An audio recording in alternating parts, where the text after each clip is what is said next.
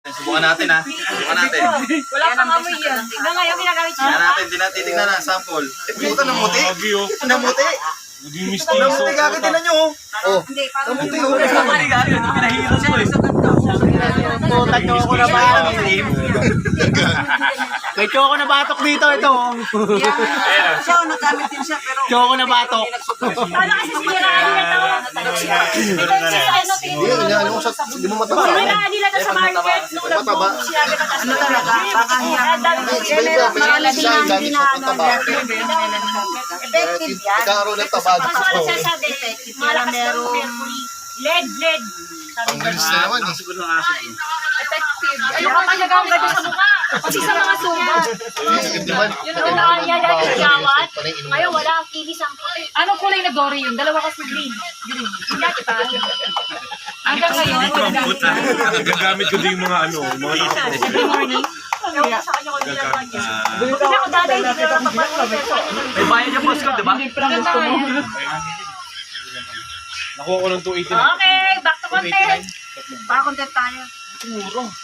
Ang promo. Ganda ng phone niyo, hindi ko handa. Ano yung content mo dati ka mo? Ha? Yung content mo ka mo? Parang nagigiyang lang. Wala ka sa likod. Nagigiyang. Pag nakapaligod ka, si Darna ka pa rin. Alin? Pag nakatalikod daw ako, malalaman lang akong pagin. Kapag ko laban. Mas mahaba ba ang daddy? Hindi na nakita si daddy sa likod. Gaya pa sa kalaban. Kaya? Itangin na kasi ako gabi. Hindi gagawin. Si Daddy, minute. Yung video ano, yung interview kay Jobel.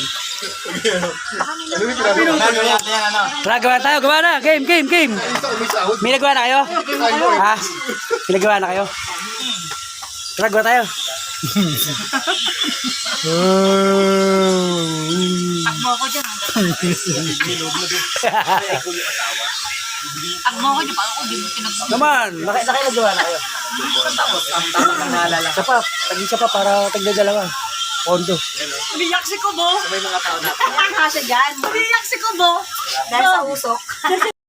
Sabi ko nga, okay yung pwesto nyo dyan kanina eh. Sa mga way tao natin ba naman?